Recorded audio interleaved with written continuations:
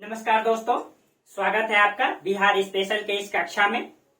कैसे हैं आप सब? आशा करते हैं कि आप लोग मस्त होंगे। आप लोगों की तैयारी एकदम बेहतर तरीके से चल रही होगी और एग्जाम भी आप लोगों का बहुत ज्यादा दिन अब बचा नहीं है। तो इन सब चीजों को ध्यान में रखते हुए मस्त तरीके से एकदम पढ़ाई कीजिए और पूर्ण रूप से इसमें लग जाना है, क्योंकि पीटी जो है कि अब जो है आप लोगों को मेंस का राइटिंग छोड़ दीजिए लिखना। अब पूर्ण रूप से अपना फोकस सिर्फ और सिर्फ पीटी में कर दीजिए, क्योंकि जब आपका पीटी निकल जाएगा तो हौसला बढ़ जाएगा। उसके बीच में समय मिलता है, अब आप स्थगित कर दीजिए रिटेन स्किल को करना। और जब पीटी निकल जाएगा तो उसमें आप लोगों को हम मदद कर देंगे। कहाँ रिटेन स्किल में आप लोगों को मदद कर देंगे, इसलिए उसका चिंता नहीं कीजिए। अब जो समय बचा है उसका पीटी में एकदम बेहतर तरीके से प्रयोग कीजिए। जो नोट्स बनाए हैं उस नोट्स को सिर्फ और सिर्फ पढ़िए। देखिए, अभी आपको कुछ नहीं करना है। सबसे पहले तो आप जो सेट है प्रीवियस ईयर का 150 क्वेश्चन का, उसको लगाइए। पिछले साल का क्वेश्चन को ज्यादा ध्यान में रखिए, क्योंकि उसमें डिफिकल्ट क्वेश्चन है, उसी टाइप से क्वेश्चन आएगा आपका। तो इसलिए 150 क्वेश्चन का डेली सेट लगाइए और उसमें आपका नंबर ठीक ठाक आना चाहिए, कम से कम 100 के आसपास। क्योंकि सेट में 100 से प्लस नंबर जब तक आपका नहीं आएगा तो एग्जाम सेंटर में आपका नंबर फिर नहीं आ पाएगा, 80-85 नहीं आ पाएगा और 80-85 में रिजल्ट बन जाएगा आपका। तो इसको ध्यान में रखते हुए डेली सेट लगाइए। सेट में देखिए कि किस टॉपिक में नंबर आपका कम आ रहा है। अब आपके पास 90 दिन भी नहीं बचा हुआ है। 30 सितंबर को आपका एग्जाम है, ठीक है, और जून तो खत्म ही हो गया, जुलाई अगस्त सितंबर 90 दिन भी ठीक से नहीं बचा हुआ है। 80-85 दिन बचा हुआ है आपके पास, जो भी है 87 दिन जो भी है। तो आप पढ़ेंगे कितना दिन? 80 दिन मान लीजिए। तो अब पूर्ण रूप से कम कंटिन्यू एकदम पॉजिटिव माइंड से प्रतिदिन सिर्फ और सिर्फ पीटी में डेली कम से कम 10 से 12 घंटा दीजिए। आप उसमें कोई कटौती नहीं कीजिए पूर्ण रूप से, जब तक आपको ये कॉन्फिडेंस नहीं हो जाए कि हिस्ट्री में जो भी क्वेश्चन आ जाए बन जाना चाहिए, पॉलिटी में जो क्वेश्चन आएगा बनेगा, हिस्ट्री में, ज्योग्राफी में, पॉलिटी में जो भी टॉपिक से क्वेश्चन आएगा बनना चाहिए। हाँ, कुछ क्वेश्चन डिफिकल्ट होते हैं, वो सबसे छूटेगा, उसका मायने नहीं है एक्सेप्शन क्वेश्चन का। लेकिन जो सामान्य क्वेश्चन है वो बनना चाहिए, वही उसी से रिजल्ट बनता है आपका, ठीक है। तो अब आप लोग कुछ नहीं कीजिए। जो 90, 80, 85 दिन जो बचा हुआ है आपके पास, उसमें से आप क्या कीजिए, एकदम जैसे कि आप हिस्ट्री का नोट्स बनाए हैं, पॉलिटी का बनाया है, इकोनॉमिक्स, सबका नोट्स बनाए, आप लोगों को बता ही दिए हैं, ठीक है। इकोनॉमिक्स है आपके पास, साइंस में जो भी मतलब शॉर्ट नोट्स बनाए हैं आप लोग, पॉलिटी और क्या छूटा, इकोनॉमी, हिस्ट्री, ज्योग्राफी है आपका, ठीक है।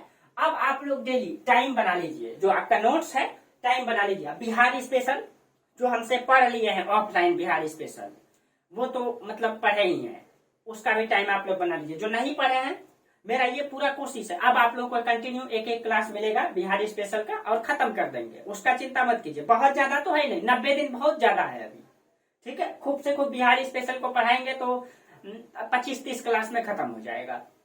ध्यान से पढ़ा देंगे तो मेरा अगर ये मकसद रहेगा, आप लोगों को अगर पढ़ने में अगर बहुत अच्छा रुचि रहे तो एक संडे को 2-3 संडे को क्लास ले लेंगे, खत्म कर देंगे 4-4, 5-5 घंटा पढ़ा के, ठीक है।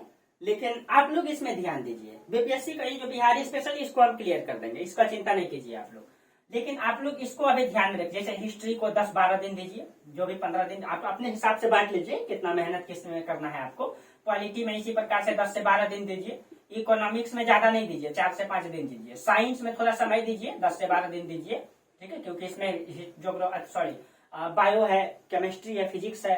ज्योग्राफी में दीजिए 10 से 12 दिन, ठीक है। करेंट में दीजिए प्रतिदिन 10 से 12 घंटा एकदम पॉजिटिव माइंड के साथ कंटिन्यू दीजिए। सिर्फ पीटी में फोकस कर दीजिए अपना, और पीटी निकल जाएगा तो मेंस में चिंता नहीं कीजिएगा, हम आप लोगों को मदद कर देंगे, ठीक है। और कहीं दिक्कत हो तो आप लोग पर्सनल भी बात कर सकते हैं कि बीपीएससी में कहाँ दिक्कत है, क्या है, तो उसको लेकर के चिंता नहीं करना है। और जो भी रिटेन स्किल करना है मेंस के लिए, उसको एकदम त्याग दीजिए, आप सिर्फ पीटी में फोकस कीजिए। पीटी निकालना ही टफ हो गया है, आप लोगों को पता ही है, ठीक है। चलिए, अब आज हम लोग चर्चा करेंगे बिहार की मिट्टियों के बारे में। पिछले क्लास में कई सारे टॉपिक को हम लोग पढ़ लिए थे, प्रवाह तंत्र को पढ़े थे। देखिए, बिहार की मिट्टी को जो है अगर हम लोग देखेंगे तो बिहार का जो कृषि अनुसंधान परिषद है, उसने बिहार की मिट्टियों को कुछ इस प्रकार से विभाजित किया है। तो हम लोग शुरू से समझते हैं कि सबसे पहले मिट्टी किसे कहते हैं, ठीक है। तो देखिए, मिट्टी किसे कहते हैं, तो चट्टानों के टूटने फूटने इस तथा इसमें भौतिक और रासायनिक परिवर्तन के फलस्वरूप जो एक तत्व विशिष्ट रूप ग्रहण कर लेता है उसको मिट्टी कहते हैं, उसे मिट्टी कहते हैं। तो इसमें कहा गया है चट्टानों का टूटने फूटने से भौतिक और रासायनिक परिवर्तन जिसमें हो जाए वो एक विशिष्ट रूप ग्रहण कर लेता है, उसको मिट्टी कहते हैं। कहने का मतलब ये है कि देखिए, सबसे पहले आप लोग को चट्टान किसे कहते हैं? तो आप लोगों को लगता है जो कठोर है, जो पत्थर है, वो चट्टान है। नहीं, ज्योग्राफी जब आप हमसे पढ़ेंगे, मेरा ऑनर्स भी ज्योग्राफी रहा है और मतलब कि उसमें थोड़ा बहुत बेसिक चीजें हम आप लोगों को बता सकते हैं ज्योग्राफी में। तो जैसे कि चट्टान के बारे में अगर हम बात करेंगे तो भूपृष्ठ पर दिखे जाने वाले सभी नर्म और कठोर पदार्थ को चट्टान कहा जाता है। यानी भूपृष्ठ का जो ऊपरी परत है वो सब चट्टान कहलाता है, चाहे वो कठोर रहे चाहे वो नर्म रहे। बस कुछ नर्म हो गया है टूट फूट करके और कुछ कठोर अभी भी है। कहने का मतलब क्या है, ये देखिए जैसे मिट्टी का निर्माण कैसे होता है, इसमें देखिए मिट्टी का निर्माण कैसे होता है। मान लीजिए ये एक चट्टान है, पृथ्वी शुरुआती चरण में तो चट्टान ही था ना, चट्टान ही था। ये एक चट्टान है। अब इसमें भौतिक और रासायनिक परिवर्तन कैसे हुआ? भौतिक परिवर्तन का मतलब ये हो गया कि भौतिक चीजें इसमें प्रभाव डाला। जैसे यहाँ पे मान लीजिए सूर्य, ठीक है, सूर्य जो है जब उगाती है अपना रोशनी इसमें डाला तो ये चट्टान क्या हो गया, तप कर गया, एकदम गर्म हो गया। उसके बाद बादल बरस गया इसमें। अब बादल क्या, पानी जब बरसाया इस गर्म चट्टान पे, जब बादल बरसाया, अब गर्म है और उसमें पानी बरस गया, अब चट्टान क्या हो गया, चटक गया।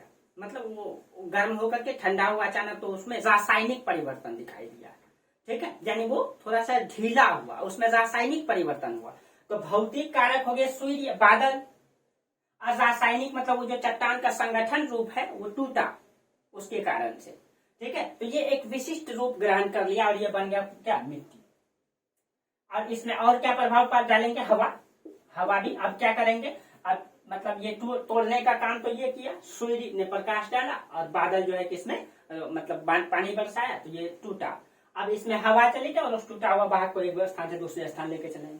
वाहिक कई रूप काम करेंगे, हवा है, फिर वर्षा है आपका, इसमें वर्षा पड़ेगा उसको दहा देंगे, बाढ़ आ जाएगा, ठीक है, उसको जो है भसा के लेके जाएंगे।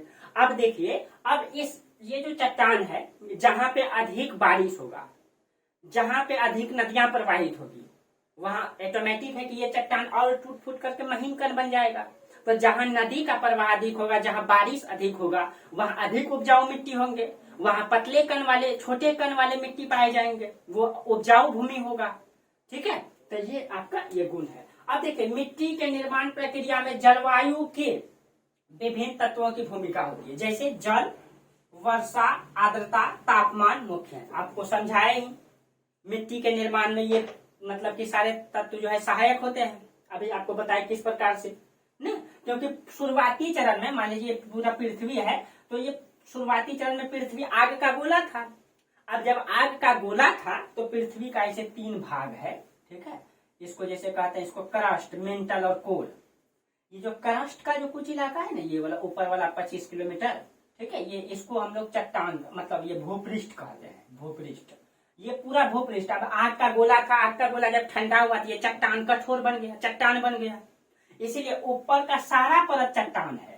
अब कहीं पे क्या हो गया, बादल पड़ने से, मतलब सॉरी, बारिश पड़ने से, हवा के अधिक प्रभाव से, नदियों के प्रभाव से वो चट्टान क्या हो गया, नरम हो गया, तो वो मिट्टी में परिवर्तित हो गया, वो अधिक उपजाऊ हो गया। जहां इसका प्रभाव कम रहा, नहीं हो पाया, प्रभाव अधिक नहीं डाल पाया, तो वहां अभी भी चट्टान रूप ही है, ठीक है। अब मान लीजिए यहाँ मतलब यहाँ नदी प्रवाहित हो गई थी, ऑटोमेटिक है यहाँ का चट्टान जो है कि टूट फूट करके मिट्टी का निर्माण कर लेगा, एकदम पतले कण वाले मिट्टी, छोटे कण वाले मिट्टी, ठीक है। तो ये सारे सहायक तत्व होते हैं मिट्टी के निर्माण में, ठीक है। आप लोगों को समझ में आ गया होगा। अब देखिए, डॉक्टर बनेट के अनुसार जो है मिट्टी किसे कहा जाता है, तो डॉक्टर बनेट के अनुसार भूपृष्ठ पर मिलने वाले असंगठित पदार्थ के उस ऊपरी परत को मिट्टी कहते हैं। मिट्टी की संज्ञा दी जाती है जो मूल चट्टान था, यानी पहले पृथ्वी जो है आग का गोला मूल चट्टान था। अब उस मूल चट्टान में वनस्पति के योग से ह्यूमस बनाती है। ह्यूमस का मतलब हो गया मिट्टी में जो मतलब पानी का कण पाया जाता है ना, जल का कण पाया जाता है, मिट्टी भींग जाती है, उसको ह्यूमस कहा जाता है। ठीक है, जब मिट्टी में पेड़ पौधे दब जाते हैं तो उसमें सूक्ष्म जीव का निर्माण होता है। जो मिट्टी भींगा हुआ हो गया उसको ह्यूमस कहा जाता है। जहां ज्यादा भींगा हुआ रहेगा वहां सूक्ष्म जीव भी पाए जाएंगे मिट्टी में। जब आप लोगों को स्पेशल मिट्टी पढ़ाएंगे ना, ठीक है, आप लोगों को पढ़ना चाहिएगा ज्योग्राफी, स्पेशल मिट्टी पढ़ाएंगे तो उसमें और बेहतर तरीके से 1-1.5 घंटा का क्लास में बताएंगे मिट्टी के बारे में। ठीक है, तो इसको जो है ह्यूमस बनाती है, उसको मिट्टी कहा जाता है। ठीक है, अब देखिए बिहार का जो कृषि अनुसंधान परिषद है, जो भागलपुर के मतलब सबूर कृषि विश्वविद्यालय भागलपुर में है, उसने जो है भौतिक, रासायनिक और संरचनात्मक विशेषताओं के साथ साथ मूल चट्टान, भू आकृति तथा आर्द्रता के आधार पर बिहार के मिट्टी को 3 भागों में बांटा है। ये जो पूरा बिहार है, इस मिट्टी को जो बिहार का कृषि अनुसंधान परिषद है जो सबूर भागलपुर में है, ठीक है, उसने बिहार की मिट्टी को 3 भागों में बांटा है। किसके आधार पे? तो मतलब कि रासायनिक, भौतिक और रासायनिक और संरचनात्मक विशेषताओं के आधार पे। ठीक है, अब कौन कौन सा? तो गंगा के उत्तरी मैदान का मिट्टी, गंगा के दक्षिणी मैदान की मिट्टी और दक्षिणी पठारी मिट्टी, 3 भागों में बांटा है। उसमें से देखेंगे हम लोग तो गंगा के उत्तरी मैदान की जो मिट्टी है उसको भी कितने भागों में? दलदली या तराई मिट्टी। ये वाला इलाका जो ये पूरा का पूरा हिमालय का, नेपाल का जो तराई इलाका है, तो ये दलदली या तराई मिट्टी है। इसमें कंकड़ के कण पाए जाते हैं। ठीक है, इसका निर्माण कैसे हुआ है? तो उत्तर से जो नदियां प्रवाहित होती है वो हिमालय से प्रवाहित होती है।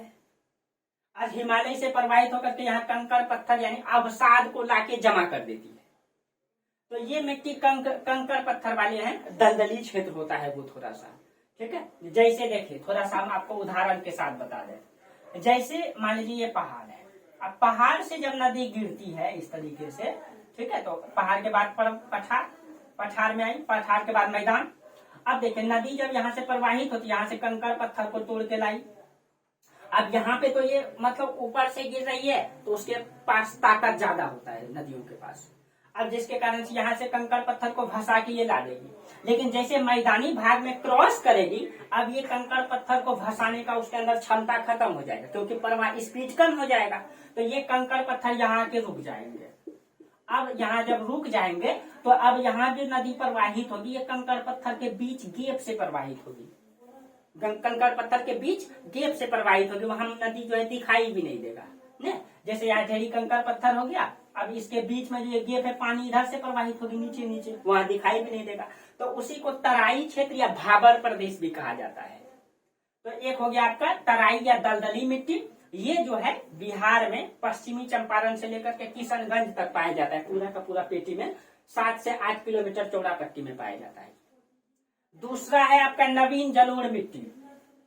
नवीन जलोढ़ मिट्टी का मतलब हो गया कि जहां हर साल बाढ़ आए, हर साल जहां बाढ़ आए वो नवीन जलोढ़ मिट्टी। ठीक है, बिहार में अधिकतर नदियां जो है जैसे यहाँ गंडक से लेकर के बूढ़ी गंडक, कोसी, कमला, ठीक है, बागमती, इधर महानंदा, ये सारी नदियों के द्वारा जो मैदान है वो जलोढ़ मैदान है वहां पे। ठीक है, तो नवीन जलोढ़ वो अधिक उपजाऊ होगा। दूसरा है बांगर और पुरानी मिट्टी। अब ये भी उपजाऊ होगा। बांगर मिट्टी क्या है? जैसे नदी के पास वाला इलाका जो है ये वाला जहां हर साल बाढ़ आया वो तो खादर, वो हो गया खादर। ठीक है, अब इसके बगल वाला जहां बाढ़ नहीं आती है लेकिन उसका निर्माण भी बाढ़ के कारण ही हुआ है, लेकिन लंबे समय से वहां बाढ़ नहीं आया है। जैसे मान लीजिए ये नदी प्रवाहित हो रही है तो इसमें बाढ़ आया, नवीन मतलब हर साल बाढ़ आया और यहाँ पे मिट्टी का मतलब डाल के चला गया। लेकिन कुछ ऐसा क्षेत्र है जिससे बाढ़ से प्रभावित, इसके बगल वाला जो इलाका है यहाँ पहले बाढ़ आता था लेकिन 40-50 साल से नहीं आया है, यानी ये खादड़ ही है लेकिन पुराना हो चुका है, तो उसी को बांगर कहेंगे। ठीक है, ये जलोढ़ मिट्टी का 2 प्रकार होता है, इसमें हम लिख दिए हैं। ठीक है, अब देखिए तो ये हो गया बांगर या पुरानी जलोढ़ मिट्टी। उसके बाद देखिए दक्षिण मैदान की मिट्टी को कितने भागों में बांटे हैं? उसमें आपका टाल मिट्टी। देखिए ये जो इलाका है आपका ये टाल क्षेत्र कहलाता है। ये बक्सर से लेकर के भागलपुर तक का इलाका में है, लेकिन बड़ी मात्रा में ये पटना से पश्चिम ही में ही है, बक्सर तक। ठीक है, ये टाल क्षेत्र। उसके बाद है पुरानी जलोढ़ मिट्टी। ये वाला जो ये पूरा का पूरा पुरानी जलोढ़ मिट्टी है। ठीक है, ये सॉरी पुरानी जलोढ़ तो करेल मिट्टी को ही कहते हैं या बांगर को ही कहते हैं। तो ये वाला इलाका है उसका, उत्तरी बिहार में। दक्षिणी बिहार में नदियों के बगल वाला, अभी हम आपको बताते हैं उसका कहाँ सब बताना है। ठीक है, पुरानी जलोढ़ मिट्टी या इसको करेल केवाल मिट्टी भी कहते हैं, जो ये वाला इलाका है।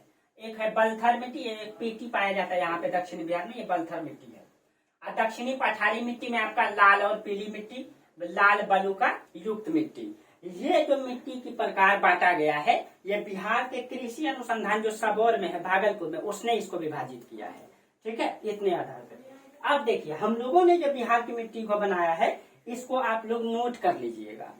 ठीक है, जैसे पहले हम लोग समझ लीजिए कि जो बिहार की जो उत्तरी बिहार की मिट्टी है, उत्तरी बिहार और दक्षिणी बिहार की मिट्टी में क्या अंतर है। उत्तरी बिहार में जितनी भी नदियां हैं वो सदानीरा नदी है, उसमें सालों भर पानी प्रवाहित होती है। जब सालों भर पानी प्रवाहित होगा, ऑटोमेटिक है कि चट्टान अधिक टूटे फूटेगा, तो अधिक उपजाऊ मिट्टी उत्तर बिहार में पाया जाएगा। उत्तर बिहार में वर्षा भी अधिक होती है, जिसके कारण से उत्तरी बिहार में अधिक उपजाऊ मिट्टी, खादड़ और बांगर मिट्टी अधिक मात्रा में पाया जाता है। और थोड़ा सा एक तराई मिट्टी, वो जो नदियां जो है प्रवाहित करके लाती है, जिसको तराई प्रदेश या बांगर वो भाबर प्रदेश कहते हैं। और थोड़ा सा यहाँ पे पर्वत पाद मिट्टी है। पर्वत पाद मिट्टी का मतलब हो गया पर्वत का निचले इलाका का मिट्टी। ठीक है, जैसे ये पर्वत है ना, तो ये निचले इलाका को पर्वत का पादी इलाका कहते हैं। तो उसका कुछ भाग पश्चिमी चंपारण जिला में है पर्वत पाद मिट्टी। ठीक है, तो देखिए अब उत्तरी बिहार की मिट्टी, दक्षिणी, इसको समझेंगे। अब देखिए उत्तरी बिहार की मिट्टी की खासियत क्या है और दक्षिणी बिहार की मिट्टी की खासियत क्या है। उत्तरी बिहार में जो मतलब मिट्टी का निर्माण हुआ, यहाँ हिमालयी नदियां हैं जिसकी प्रवाह अधिक तेज है, जिसके कारण से यहाँ अधिक उपजाऊ मिट्टी होता है। ठीक है, और इसका 90% भाग जलोढ़ है, जलोढ़ मिट्टी है। अब जलोढ़ भी दो प्रकार का होता है, खादड़ और बांगर। अब देखिए 90% भाग में जलोढ़ है।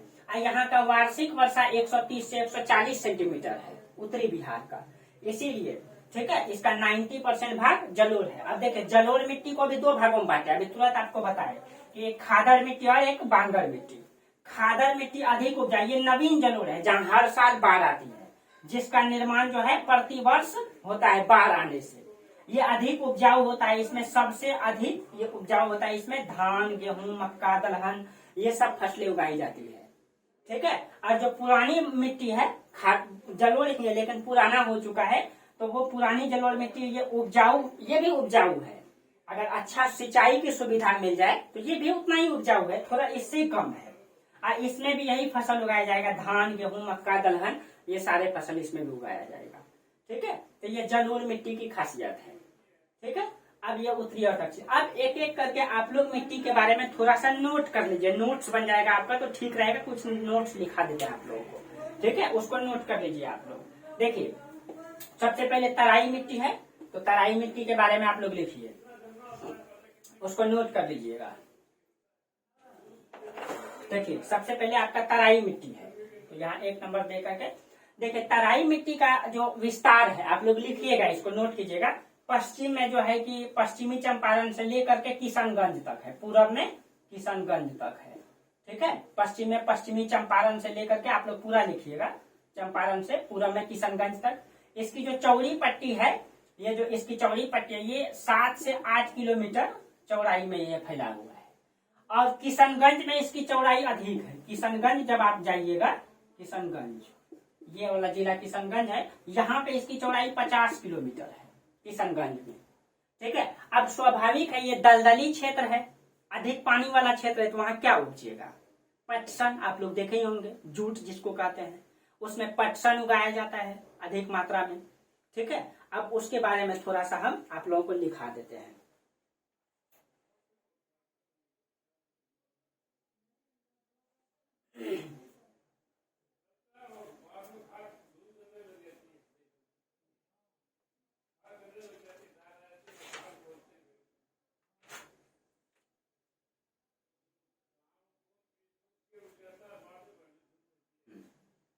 उसमें जो है, उसमें क्या क्या ये लिख लिया आप लोग, धान, गन्ना, मतलब जूट जिसको पटसन कहते हैं, ये सब उगाया जाएगा। ठीक है, उसके बारे में थोड़ा थोड़ा लिखा देते हैं, हर मिट्टी के बारे में आप लोग लिख लीजिएगा। ठीक है, दूसरा कौन सा आपका, पर्वत पाद मिट्टी। देखिए पर्वत पाद मिट्टी कहीं नहीं, बस पश्चिमी चंपारण में थोड़ा सा पाया जाता है, तो उसको खाली सिर्फ लिख लीजिएगा पश्चिमी चंपारण। क्वेश्चन ये पूछेगा ठीक है, उसकी अगर प्रकृति पूछ दे, ठीक है, तो प्रकृति भी आप लोगों को लिखा देना चाहिए।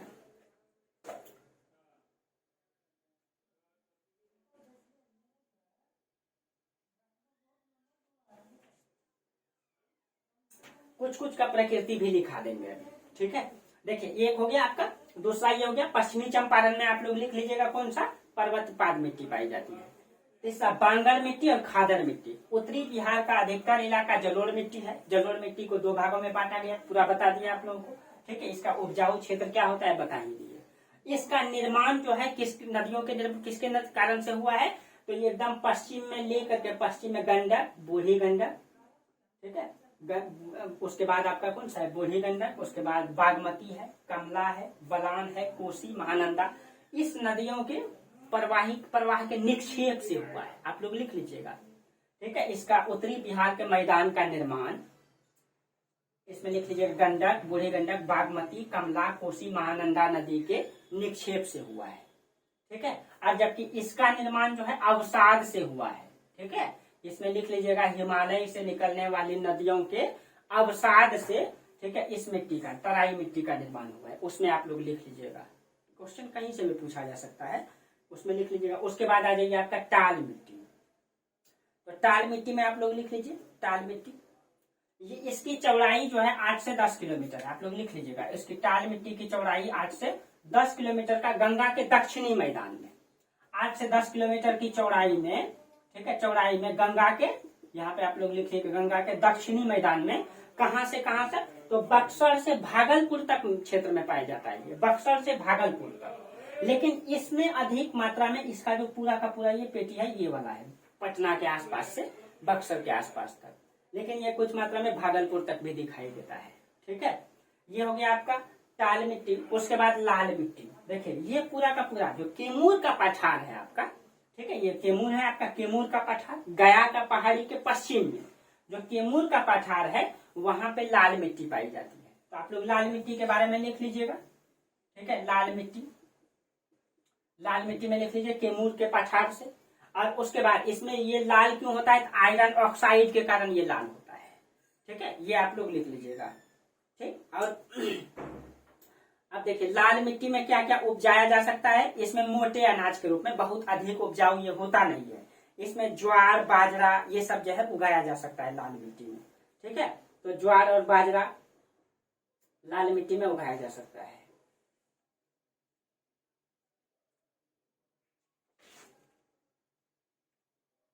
ठीक है। चलिए लाल मिट्टी।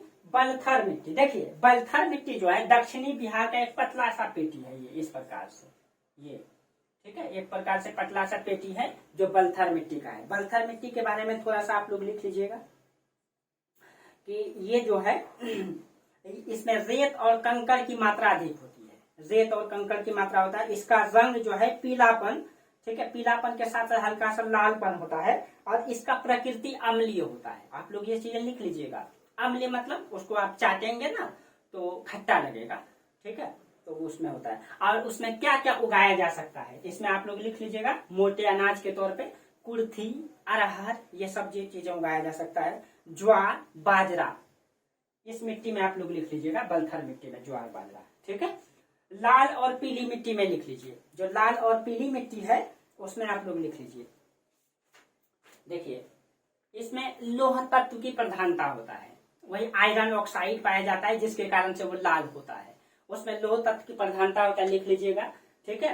और ये जो है कैमूर के पठार से लेकर के गंगा और का जो दोआबी इलाका है, कैमूर का पठार से लेकर के गंगा और सोन दोआब से लेकर के, ठीक है, कैमूर का पठार से गंगा और सोन का दोआब, ये पूरा का लेकर के ये पूरा क्षेत्रों में ये पाया जाता है, ये लाल और पीली मिट्टी। इसमें लाल और पीलापन की मात्रा होती है। आप दक्षिणी बिहार जाएंगे ना, बांका, रोहतास, कैमूर, इन सब जिले में, ये इसमें कौन कौन सा जिला है इसको भी आप लोग लिख लीजिए। इसमें से आपका रोहतास, कैमूर, गया, नवादा, औरंगाबाद, जमुई, बांका, ये सारे जिले में लाल और पीली मिट्टी पाई जाती है। आप लोग एक एक करके सबको लिख लीजिएगा, ठीक है, पाई जाती है। इसमें जो है दलहन, तिलहन और मोटे अनाज उगाया जा सकता है। दलहन मतलब दलहनी फसलें, तिलहन मतलब तेल वाला फसल, ठीक है, ये सारे उगाया जाता है। उसके बाद हो गया कगाड़ी केवाल मिट्टी, ये वाला इलाका केवाल मिट्टी का है, कगाड़ी केवाल मिट्टी का है, ठीक है। अब देखिए जो कगाड़ी के वाली मिट्टी है इसके बारे में थोड़ा सा लिख लीजिए।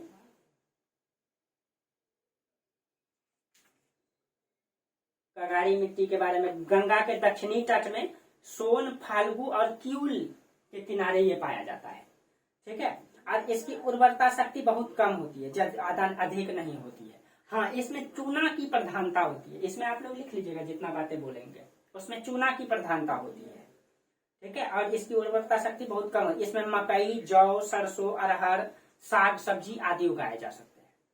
ठीक है, ये सारे मिट्टी के बारे में हम आप लोगों को बोल दिए, आप लोग नोट कर लीजिएगा उसको। बाकी सारा चीजें आप लोगों को लिख ही दिए है, और इस फिगर को आप लोग बना लीजिएगा। ठीक है, इतने आधार पे बिहार के कृषि अनुसंधान ने बिहार की मिट्टी को बनाया है। अब आप लोगों को इसमें जहां दिक्कत हो, ठीक है, जैसे किस मिट्टी की क्या विशेषताएं है, क्या उपजाया जा सकता है, बता ही दिए। और थोड़ा सा आप लोग पढ़ लीजिएगा, 1 घंटा समय दे दीजिएगा, क्लियर हो जाएगा। चलिए, इस क्लास को आज जो है यहीं तक रहने देते हैं। जहां आप लोगों को दिक्कत होगा कमेंट कीजिएगा। बीपीएससी का एग्जाम जो दे रहे हैं वो लोग आप लोग कमेंट करके जरूर बताइएगा। जहां समस्या होगा उसके बारे में भी बताइएगा, हम कोशिश करेंगे हल करने का। ठीक है, चलिए, तो आप लोगों को बहुत बहुत शुभकामनाएं। आप लोग जो है मस्ती से, पॉजिटिव माइंड से एकदम पढ़ना प्रारंभ कर दीजिए और पूर्ण रूप से पीटी में फोकस कर दीजिए। चलिए, बहुत बहुत धन्यवाद, थैंक यू।